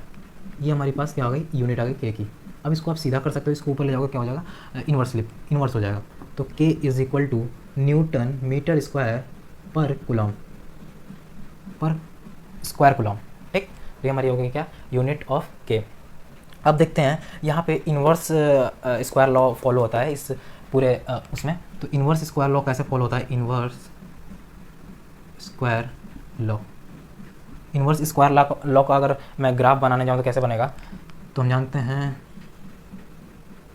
ये हमारे पास आ गया फोर्स, और ये हमारे पास क्या आ गया, डिस्टेंस। ये क्या है, फोर्स और डिस्टेंस का ग्राफ है। कैसे बनेगा ये बिल्कुल ऐसे बनेगा, डिक्लेरेशन या फिर इसको बोल दीजिए क्यों ऐसा बना? क्योंकि एफ इज़ इन्वर्सली प्रोपोर्शनल होता है किसके? आर के। ये रिलेशन की वजह से ये ग्राफ बना है। तो सारा हमने सब कुछ डिस्कस कर लिया कूलम्स लॉ के बारे में। ये हमारे पास एक जनरल फॉर्मूला आता है। यहाँ पे अगर के की वैल्यू आपको नहीं दी होगी तो ये के की वैल्यू आपको यहाँ से देख सकते हैं। 9 × 10⁻9 जो होता है उसकी वैल्यू होती है के की। या फिर आप कहीं कहीं यूज कर सकते हैं 1/4 pi epsilon naught. Epsilon not की जो वैल्यू होती है वो होती है 8.85 × 10⁻12। तो इसको आप यूज कर सकते हैं। अब अगले स्लाइड में हम करेंगे Coulomb's law in vector form. Electric अब करते हैं Coulomb's law in vector form. तो Coulomb's law in vector form का करने से पहले एक बार ये जो स्टेटमेंट लिखा है उसको देख लेते हैं। तो इसने बोला है कंसीडर 2 पॉजिटिव चार्ज, 2 कंसीडर करना है पॉजिटिव चार्ज, Q1 और Q2 मैंने कंसीडर किया है और प्लेस किया है इन वैक्यूम में प्लेस किया है। हाँ, और उसका डिस्टेंस हमने क्या लिया है? R लिया है।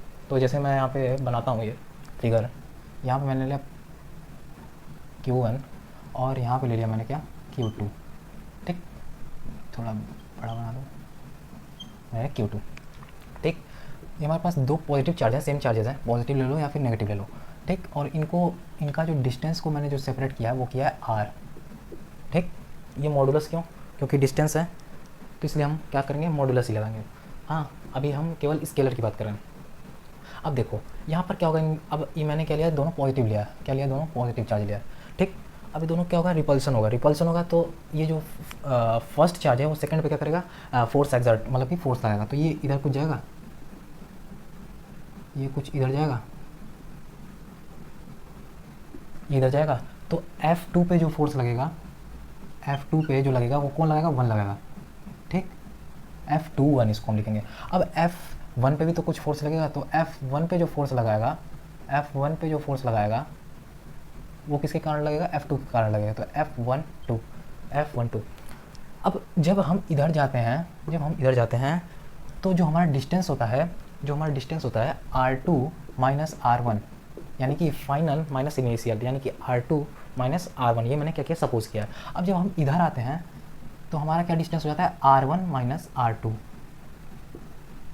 ठीक, R1 माइनस R2 यानी कि फाइनल माइनस इनिशियल जब हम इधर की तरफ जाते हैं।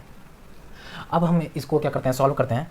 तो हम जानते हैं सबसे पहले हम निकालेंगे किस पे? F12 पे निकालते हैं, किसी पे भी निकाल सकते हो। तो सबसे पहले मैं निकालता हूँ F12 according to the Coulomb's law. ठीक, तो according to the Coulomb's law में क्या कहता है? K Q1 Q2 upon R square, यही में कहता है। अब देखो यहाँ पे केवल हमें क्या मिला है? एक स्केलर प्रोडक्ट मिला है। या हमें क्या मिला है? ओनली ऑन स्केलर प्रोडक्ट मिला है, स्केलर। अब हमें वेक्टर फॉर्म में लाना है। वेक्टर फॉर्म में लाने के लिए हमें क्या करना है? एक यूनिट वेक्टर का यूज करना पड़ता है। तो यहाँ पर हम क्या करेंगे? एक यूनिट वेक्टर लगाएंगे, यानी कि R पे कैप। अब यूनिट वेक्टर का कॉन्सेप्ट आपको बताना हो तो यहाँ पे मैं साइड में बताता हूँ यूनिट वेक्टर क्या होता है। यूनिट वेक्टर को हम एक कैप से दिखाते हैं। हाँ, इसका हम बोलते हैं क्या? ए का क्या? वेक्टर अपॉन में ए का क्या? मैग्नीट्यूड। ये हमारा क्या होता है? यूनिट वेक्टर होता है। ठीक, तो यही यहाँ पे इसने किया है। अब यहाँ पे आप इस फिगर को देखिए, R21 माइनस R1 और R1 माइनस R2। अब ये देखो, ये दोनों क्या इसके इक्वल है? बिल्कुल है। तो हम यहाँ क्या लिख सकते हैं? ये दोनों किसके इक्वल है? R मॉड के इक्वल है। यही तो लिखा है उसने। तो जहाँ पर R है वहाँ पे हम इन दोनों में से कोई भी वैल्यू पुट कर सकते हैं। तो यहाँ पे मैंने यही वैल्यू यहाँ पे क्या किया है? पुट किया है। तो F12 equals to K Q1 Q2 upon मैंने यहाँ पे R12 ले लिया क्योंकि यहाँ पे 1 2 हमने ले रखा है। तो यहाँ पे मैंने क्या लिया? R1 माइनस R2 मॉड का होल स्क्वायर। ठीक, यही हमें यहाँ पे कह रहा था। बस हमने क्या किया? R की जगह हमने क्या पुट कर दिया? यहाँ पे लिख दो हम now putting R mod equals to R1 minus R2। ठीक, ये हमने क्या किया? यहाँ पे पुट कर दिया। अब यहाँ पे यूनिट वेक्टर को कैसे खोलेंगे? यूनिट वेक्टर को मैंने अभी क्या बताया? ए का वेक्टर, यानी कि R पे वेक्टर, R मतलब कि R1 पे वेक्टर माइनस R2 पे वेक्टर अपॉन R1 मैग्नीट्यूड, ए का क्या? Magnitude R1 minus R2। ठीक, बिल्कुल सिंपल चल रहा है, कुछ इसमें करने की जरूरत नहीं। अब इस दोनों को क्या कर देंगे? मल्टीप्लाई कर देंगे। तो निकालते हैं F12 equals to K Q1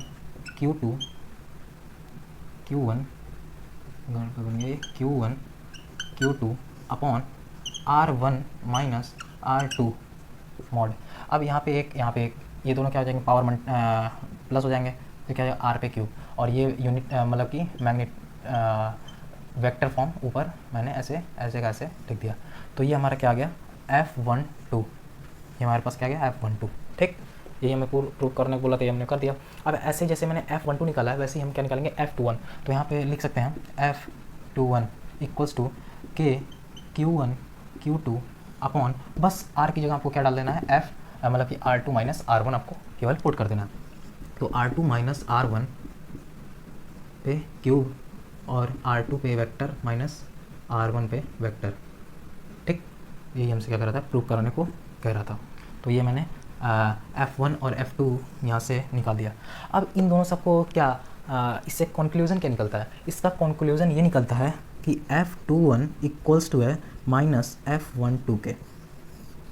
अब ये कहाँ से आया, क्यों, क्योंकि अगर हम F नेट की अगर बात करें तो F21 plus F12 equals to 0। तो जब हम इसको इधर लाएंगे तो ये हमारा क्या आ जाएगा F12 आ जाएगा, नेगेटिव में आ जाएगा, क्योंकि हम इसको इधर ले जाएंगे।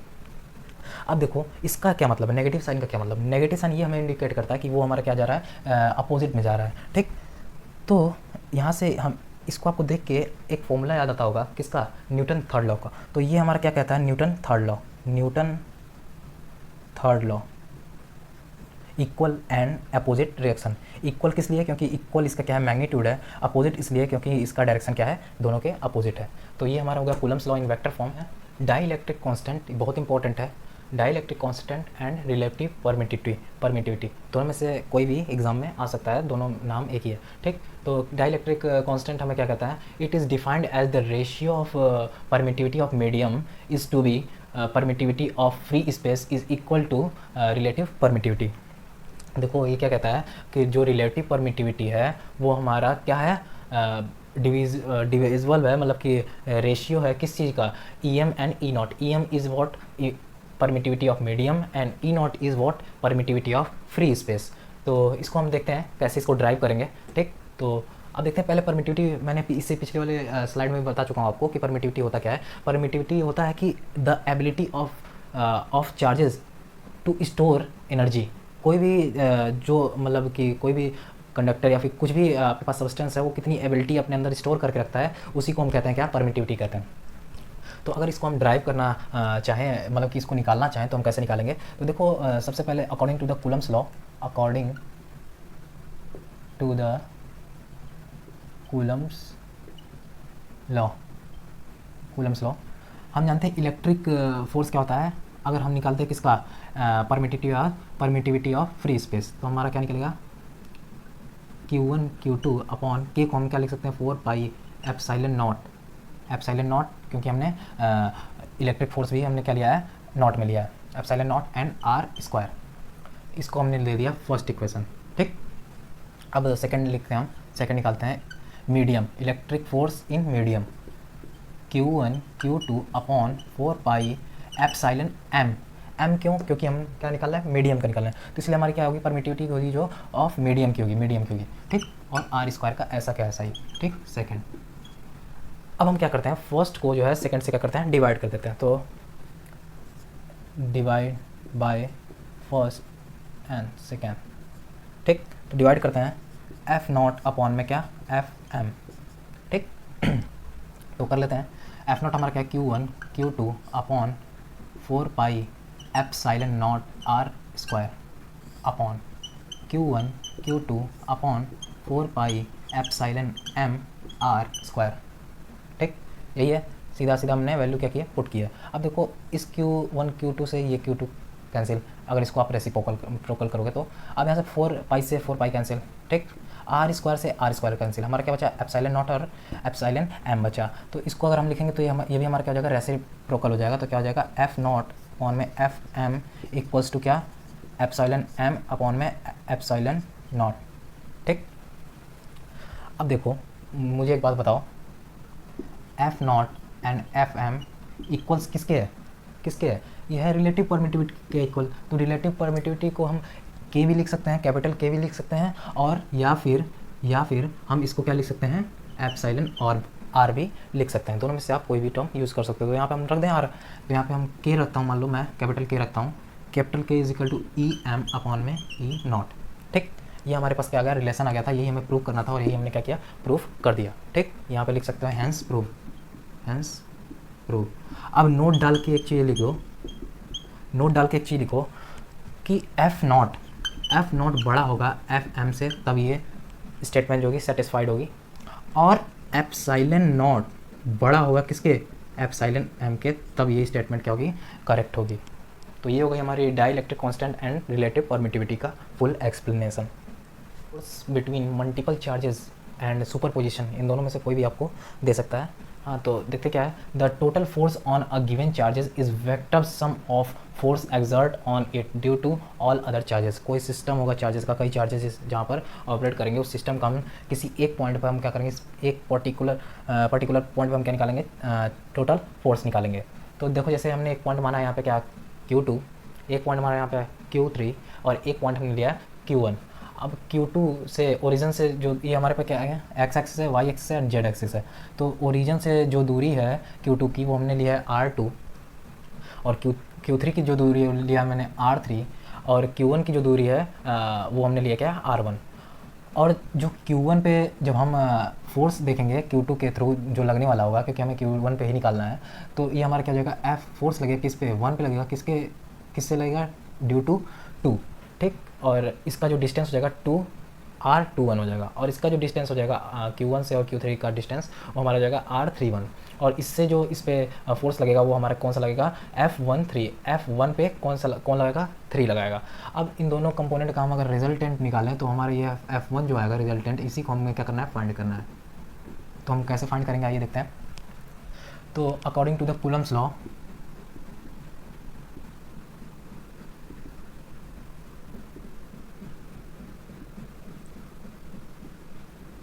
According to the Coulomb's law से हम इसको सभी को क्या करेंगे, निकालेंगे। तो सबसे पहले निकालते हैं F21 पहले निकालते हैं F21 का हम निकालेंगे तो क्या आएगा, Q1 Q2 upon 4 pi epsilon not, और हमारे पास जो डिस्टेंस दिया है वो हमारे पास कितना दिया है, R21 द होल स्क्वायर। ठीक, ये हमें F12 का निकालना है। ठीक, F12 का निकालना है। अब इसको हम वेक्टर फॉर्म में लिख सकते हैं, तो क्या लिखेंगे, R21 का वेक्टर। ठीक, ऐसे हम वेक्टर फॉर्म में निकाल सकते हैं। सिमिलरली ऐसे ही हम इसका निकाल देंगे F13 का Q1 Q2 upon 4 pi epsilon naught R31 the whole square, R31। ठीक, यहाँ पे 3 आएगा। ठीक, Q1 है ना, Q3 है ना, इसलिए अब ऐसे हम क्या कर सकते हैं, n चार्जेस हम निकाल सकते हैं, ऐसे कई चार्जेस हम क्या कर सकते हैं, निकाल सकते हैं। तो हम यहाँ पे n ले लेते हैं, F1n equals to Q1 Qn upon 4 pi epsilon naught Rn1 का स्क्वायर Rn1 वेक्टर। ठीक, ये हमारे पास क्या गई, कूलम्स लॉ के अकॉर्डिंग सारे के चार्जेस के क्या गए, हमारे पास फोर्स आ गए। ठीक, अब हम निकाल देंगे, हम इसको क्या करेंगे, सबको ऐड कर देंगे। तो ऐड कैसे करेंगे, F अगर हमें निकालना है तो हम क्या करेंगे, F12 plus F13 plus F14 अगर निकाला रहते तो F14 भी लिख देते, और ये कहाँ तक जाएगा, अप टू F1n तक। ठीक, अब इसको हम क्या करेंगे, सीधा हम क्या कर देंगे, ऐड कर देंगे। तो ऐड करते हैं, जब हम इसकी वैल्यू रखते हैं F, यानी कि हमें यही निकालना है, F1 ही निकालना है। ठीक, तो फोर्स ये वाला रखते हैं पहले, तो रखिए Q1 Q2 upon 4 pi epsilon not R21 square R21। ठीक, फिर प्लस करते हैं F13 जो यहाँ में गिवन है, F13 इसको भी हम लिखेंगे, तो Q1 Q3 upon 4 pi epsilon naught R31 R और N3, और हम ऐसे कहाँ तक जाएंगे, n तक जाएंगे। तो यहाँ पे हम सीधा n लिख देंगे, Q1 Qn upon 4 pi epsilon naught Rn1 the whole square Rn1 vector. ठीक, अब इसमें से देखो कई सारे कॉमन टर्म मिल रही हैं, कौन कौन सी कॉमन टर्म मिल रही है उसको हम बाहर ले लेते हैं, जो हमें कॉमन मिल रहा है। तो Q1 इसमें भी, Q1 इसमें भी, Q1 इसमें भी है, तो हम क्या करते हैं, Q1 को हम क्या करते हैं, कॉमन ले लेते हैं। अब देखो नीचे भी 4 pi epsilon not, 4 pi epsilon not, 4 pi epsilon not, इसको हम क्या करते हैं, कॉमन ले लेते हैं। अब हमारे पास क्या बची टर्म, हमारे पास बची Q2 अपॉन R21 स्क्वायर और यूनिट वेक्टर ऐसे का ऐसा ही, plus Q3 upon 4 Q3 upon R31 square और R31 यूनिट वेक्टर प्लस ऐसे अप टू n तक Qn upon Rn1 square Rn1 का यूनिट वेक्टर। ये हमने इसको अरेंज कर दिया। अब इसको हम क्या करते हैं, लिमिट लगा लेते हैं। लिमिट लगा सकते हैं इसका, या फिर ऐसे भी आप किसी भी टर्म का निकाल सकते हैं। तो यहाँ पे अगर हम लिमिट लगाना चाहें तो लिमिट कैसे लगाएंगे, f1 का अगर निकालना है हमें तो क्या हम यहाँ से लिमिट लगा सकते हैं। सबसे पहले कांस्टेंट टर्म को बाहर लिख देते हैं 4 पाई एप्सिलॉन नॉट। अब हम यहाँ पे क्या करेंगे, सिग्मा का यूज़ करेंगे, क्योंकि हमारे पास n टर्म निकालनी है तो हम कितना निकालेंगे। तो इसलिए हमें अगर एक ही फॉर्मूला मिल जाए जिससे हम वैल्यू रख के कुछ भी फाइंड कर सकते हैं। तो सिग्मा अगर हम यहाँ पर बात करें तो i इक्वल्स टू व्हाट 2, क्योंकि 2 से स्टार्टिंग है और अप टू n तक, ठीक। और यहाँ पे लिखेंगे Q I upon R I1 का स्क्वायर, ये 1 है, I1 का स्क्वायर R I1 का यूनिट वेक्टर। ये हमारे पास क्या आ गया, फाइनल फॉर्मूला आ गया किसी सिस्टम ऑफ चार्जेस का, ठीक। यही हमें प्रूव करना था, ये हमने प्रूव कर लिया। ओके, अब इसी में आपको मैं बता देता हूँ कि electric force and gravitational force में डिफरेंस क्या है। तो EF यानी कि इलेक्ट्रिक फोर्स और GF ग्रेविटेशनल फोर्स, ठीक। इन दोनों में आपको डिफरेंस बताता हूँ, छोटा छोटा सा डिफरेंस बता देता हूँ, थोड़ी देर का है, ठीक। अब देखो इलेक्ट्रिक फोर्स हमारा क्या होता है, पॉजिटिव भी हो सकता है और नेगेटिव भी हो सकता है, ठीक। चार्जेस हमारे क्या नेगेटिव भी हो सकते हैं, पॉजिटिव भी हो सकते हैं। और ये क्या होता है, रिपल्सिव भी हो सकता है, रिपल्सिव एंड अट्रैक्टिव। ये रिपल्सिव भी हो सकता है और अट्रैक्टिव भी हो सकता है। वहीं ग्रेविटेशनल की बात करूं तो ग्रेविटेशनल ऑलवेज क्या होता है, पॉजिटिव ही होता है। क्योंकि अगर कोई आपसे बोले 5 किलो क्या करो, आम लेके आओ, तो आम 5 किलो क्या पॉजिटिव में ही होगा, नेगेटिव में कभी नहीं होगा। लेकिन चार्ज बोले, चार्ज नेगेटिव में भी होगा और पॉजिटिव में भी हो सकता है। तो इसलिए हम ग्रेविटेशनल को हमेशा पॉजिटिव ले लेते हैं। और हमेशा ये क्या होता है, अट्रैक्टिव होता है, अट्रैक्टिव होता है, ठीक। ये तो हो गई हमारी डिसिमिलैरिटी। अब सिमिलैरिटी की बात करूँ, अगर सिमिलैरिटी की बात करूँ अगर, तो ये दोनों जो हैं इन्वर्स डिस्टेंस स्क्वायर, मतलब स्क्वायर डिस्टेंस को क्या करते हैं, फॉलो करते हैं। यानी कि F is direct inversely proportional of R square, and यहाँ पे भी F is inversely proportional of R square. ये जो है F है वो हमारा क्या है, इलेक्ट्रिक फोर्स है, और ये जो हमारा है वो क्या है, ग्रेविटेशनल फोर्स है, ठीक। अब इन दोनों में से अगर मैं पूछूं सबसे ज़्यादा फोर्स किसका है इन दोनों में से, तो सबसे ज़्यादा फोर्स जो होता है इलेक्ट्रिक फोर्स का होता है, किससे, ग्रेविटेशनल फोर्स से।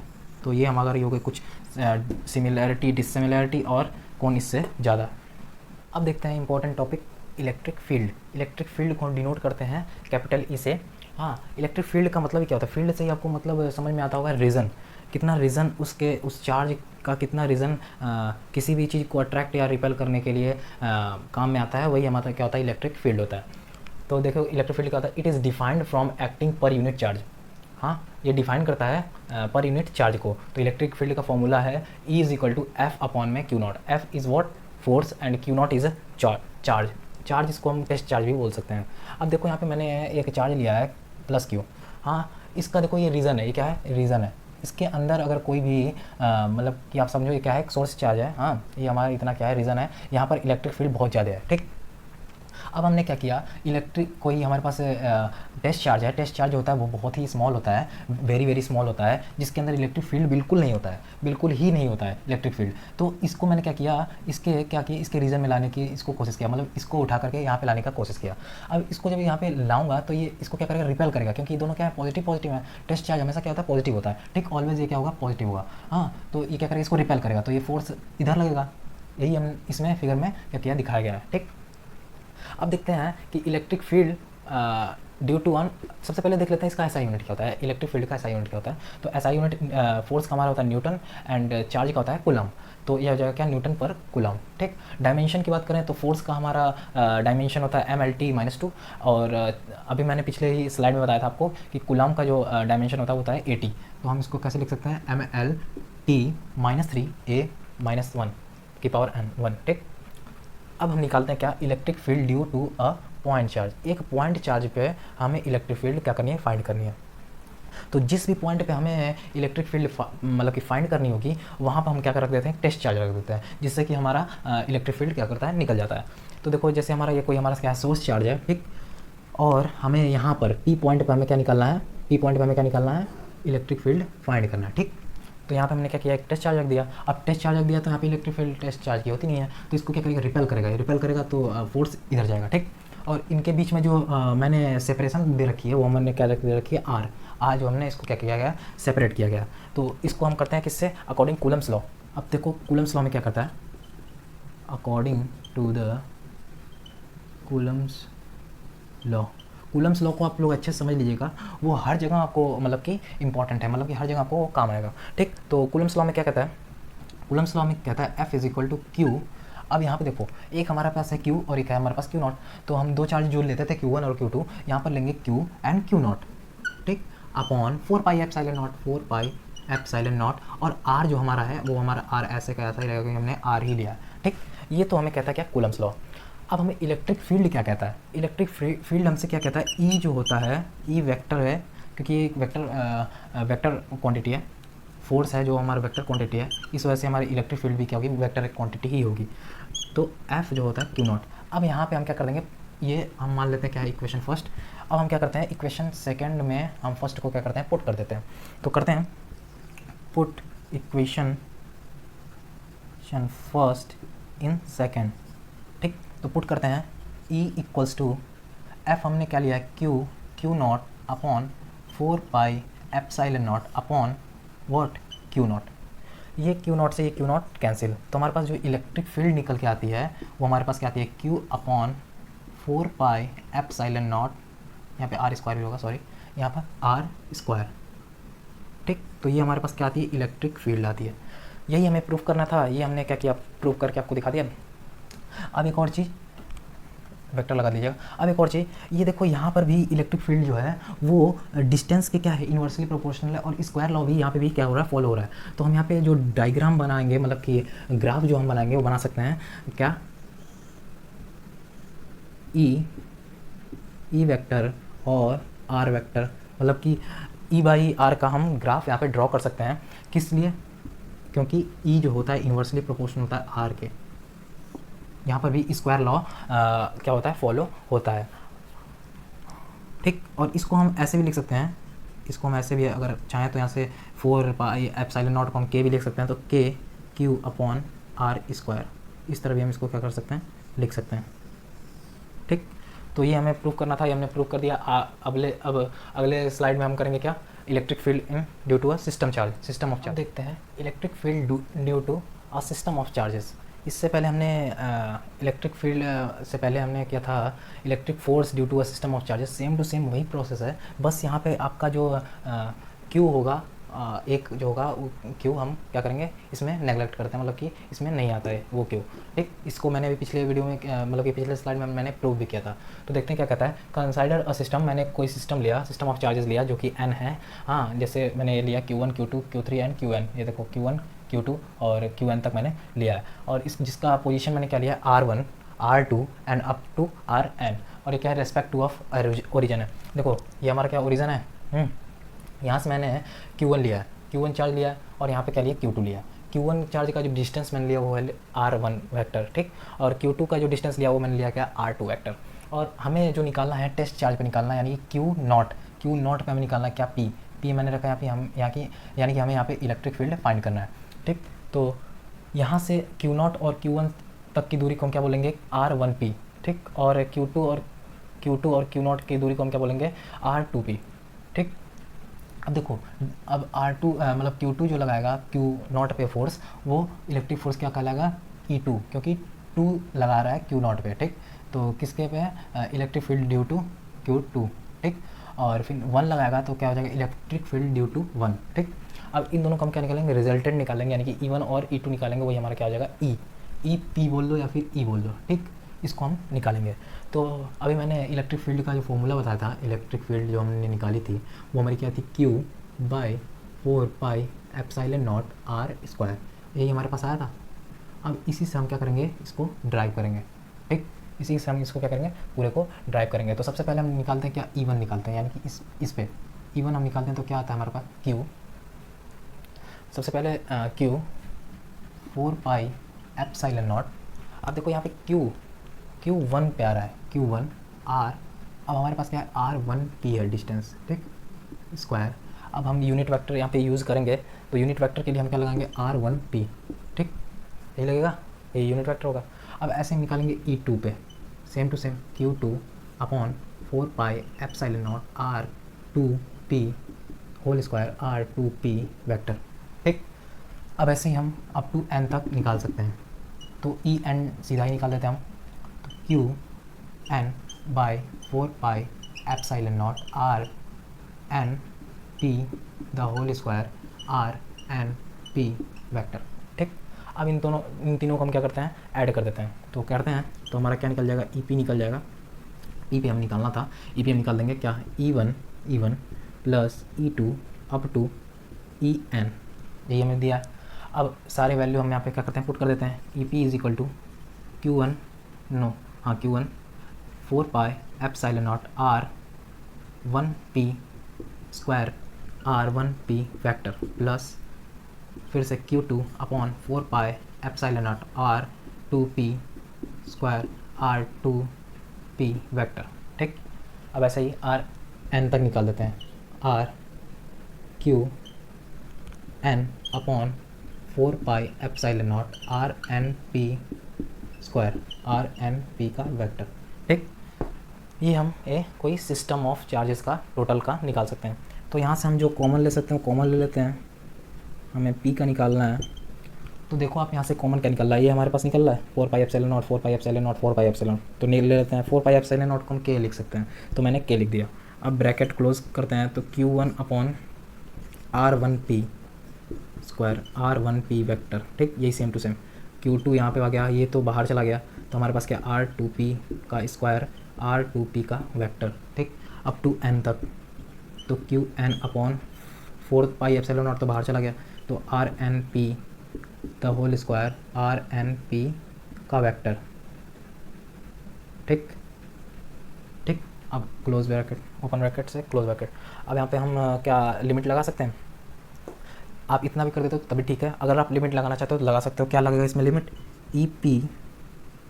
EP के कांस्टेंट हमारे पास जो बाहर आया था, कहाँ से, सिग्मा यहाँ पे लगाया, सिग्मा पे लिमिट लगेगी कहाँ से, I इक्वल्स टू 1 से n तक, n मीन्स नेचुरल नंबर, तो A मतलब कि QI upon RIP square RIP का वेक्टर, तो ये हमारे पास क्या गया n चार्जेस का इक्वेशन ड्राइव हो गया, ठीक। ये हमें निकालना था और ये हमने निकाल दिया, electric field due to a system of charges.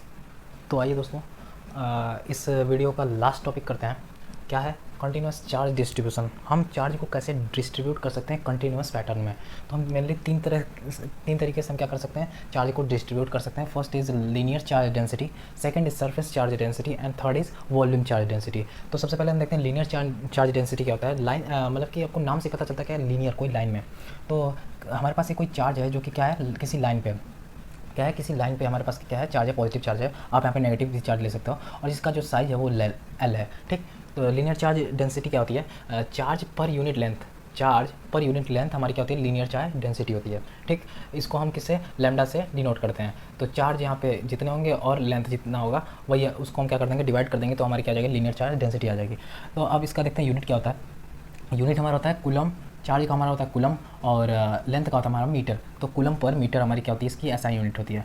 Dimension की बात करूँ तो कूलम की जो डायमेंशन होते हैं वो होते हैं AT, और M की जो डायमेंशन होती है वो होता है L। तो ये M ऊपर जाएगा तो हमारा क्या जाएगा L-1 हो जाएगा, M0 L-1 T1 A1, ठीक। ये हमारा होगा डायमेंशन। अब मैं आपसे बोलूँ कि एक छोटे से एरिया का मुझे क्या निकालना है, डेंसिटी निकालना है। किसी छोटे पर्टिकुलर एरिया का मुझे क्या निकालना है, डेंसिटी निकालना है। किसी भी छोटे एरिया का मुझे निकालना है, तो छोटे एरिया का निकालना है तो हम कैसे निकालेंगे, तो D lambda equals to what, DQ by DL, ठीक। तो इससे हम क्या निकाल सकते हैं, स्मॉल से स्मॉल साइज का भी हम चार्ज डिस्ट्रीब्यूशन जो लाइन पे होगा वो हम क्या कर सकते हैं फाइंड कर सकते हैं। अब आते हैं सरफेस चार्ज डेंसिटी। तो हमारे पास ये जैसे कोई सरफेस दिया है, ये हमारे पास कोई सरफेस दिया है जिसका हमने एरिया ले लिया A, ठीक, एरिया हमने ले लिया कुछ, ये हमारे पास कोई सरफेस है, ठीक, और उस पर हमारे पास ये क्या है, चार्जेस हैं, क्यू यानी कि चार्जेस हैं। तो सरफेस चार्ज डेंसिटी क्या होती है, इसको हम सिग्मा से डिनोट करते हैं। तो ये होता है charge per unit area, charge per unit area, तो इसको हम सिग्मा से डिनोट करते हैं। तो इसकी यूनिट की अगर मैं बात करूँ तो इसकी यूनिट होती है कूलम और मीटर स्क्वायर। इसकी अगर यूनिट देखें तो क्या हो जाएगा, कूलम पर स्क्वायर, ठीक। और इसकी डायमेंशन की बात करूँ तो इसकी तो होती है हमारी क्या 80, और एरिया की होती है क्या मीटर स्क्वायर यानी कि L2, ठीक। तो ये उधर जाएगा तो क्या हो जाएगा, माइनस हो जाएगा। तो ये हमारा क्या हो जाएगा m0 L-2 TA, ठीक। तो ये हमारी हो गई किसी सरफेस चार्ज डेंसिटी। अब मैं आपसे बोलूँ कि एक मुझे इस इतने एरिया का मुझे चार्ज डिस्ट्रीब्यूशन बता दो, सरफेस चार्ज डिस्ट्रीब्यूशन बता दो। तो अब इतने छोटे एरिया का हम कैसे निकालेंगे, तो हम वही करेंगे क्या, डिफरेंशिएशन करेंगे। तो D sigma equals to what, D Q by D A. तो इससे इस फॉर्मूले से हम क्या निकाल सकते हैं, छोटे से छोटे पर्टिकुलर पॉइंट का हम कर सकते हैं, क्या निकाल सकते हैं, एरिया निकाल सकते हैं। अब लास्ट टॉपिक हमारा बचा है क्या, वॉल्यूम चार्ज डिस्ट्रीब्यूशन या फिर डेंसिटी। इसको हम रो से डिनोट करते हैं। हाँ, कोई अगर हमारे पास ये वॉल्यूम दिया है, ये हमारे पास क्या वॉल्यूम है, कोई वॉल्यूम है, ठीक। अब इसके अंदर का मुझे क्या करना है, चार्ज फाइंड करना है, कितने चार्ज हैं इसके अंदर, किसी भी वॉल्यूम के अंदर या सिलेंडर के अंदर कितने भी चार्ज है वो मुझे क्या करना है, फाइंड करना है। तो इसका क्या होता है formula, rho equals to Q upon V, ठीक। यानी कि चार्ज पर यूनिट वॉल्यूम, यही हमारा क्या होता है, वॉल्यूम चार्ज डिस्ट्रीब्यूशन, ठीक। इसकी अगर ऐसा यूनिट की मैं बात करूँ तो हमारा क्या, कूलम मीटर क्यूब, तो कूलम पर मीटर क्यूब, ठीक। तो अगर हम इसके डायमेंशन की बात करें तो ऊपर जो कूलम होता है, कूलम का डायमेंशन होता है A N T, and volume जो कि मीटर क्यूब होता है, मीटर क्यूब का डायमेंशन होता है एल की पावर 3। तो इसको अगर हम ऊपर ले जाएंगे तो एल की पावर -3 हो जाएगा। तो यही हमने यहाँ पे लिखा है m0, क्योंकि m की टर्म कुछ है ही नहीं, एल हमारा हो जाएगा -3, टी एंड ए। तो ये हमारा हो गया क्या, डायमेंशन। अब मैं आपसे पूछूं, जैसे यहाँ पे हम छोटा चार्ज निकाल रहे थे किसी भी चार्ज डिस्ट्रीब्यूशन एरिया का, वैसे ही हम यहाँ पे निकालेंगे वॉल्यूम का निकालेंगे। मान लो मुझे इतना ही चार्ज निकालना है, छोटे से छोटा चार्ज निकालना है। अब छोटा से छोटा चार्ज निकालेंगे तो हम उसे क्या करते हैं, डिफ्रेंशिएट करते हैं। तो डिफ्रेंशिएट कैसे करेंगे, डी क्या है, rho, D rho equals to D Q by D V. इस फॉर्मूले से हम क्या निकाल सकते हैं, छोटे से छोटे चार्ज का भी हम क्या निकाल सकते हैं, डेंसिटी फाइंड कर सकते हैं।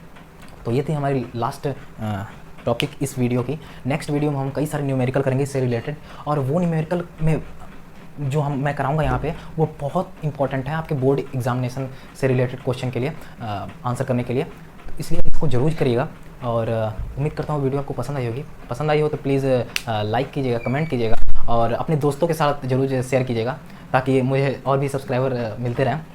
तो मैं आपको यहाँ पे सिंपल से सिंपल तरीके से आपको एक्सप्लेन करने को और समझाने की कोशिश किया हूँ से बाहर। तो इसलिए इस वीडियो में जितना भी मैंने आपको कराया है उसकी आप क्या बनाए, नोट्स बनाए, क्योंकि मैं आपको नोट्स प्रोवाइड नहीं करूँगा। अगर आप उसको मैं आपको नोट्स देता हूँ, पीडीएफ देता हूँ, तो वो आप क्या करेंगे, छाप लेंगे और बस आपको समझ में कुछ आएगा नहीं। अगर वही आप अगर देख करके वीडियो और फिर अपने आप से अगर नोट्स बनाते हैं तो एक तरह से आपको क्या होता है, याद भी होता है। और वो चीज़ जब याद होती है तो अगर हम दूसरी बार उसको देखते हैं तो और अच्छे से याद हो जाती है। इसलिए अपना नोट्स बनाएं, खुद का नोट्स बनाएं, दूसरों को कॉपी बिल्कुल मत करें। और यहाँ पर मैंने बहुत ईजी तरीके से यहाँ पर एक्सप्लेन करने की कोशिश किया है, इससे ज़्यादा आपको ईजी कहीं नहीं मिलेगा। तो थैंक यू।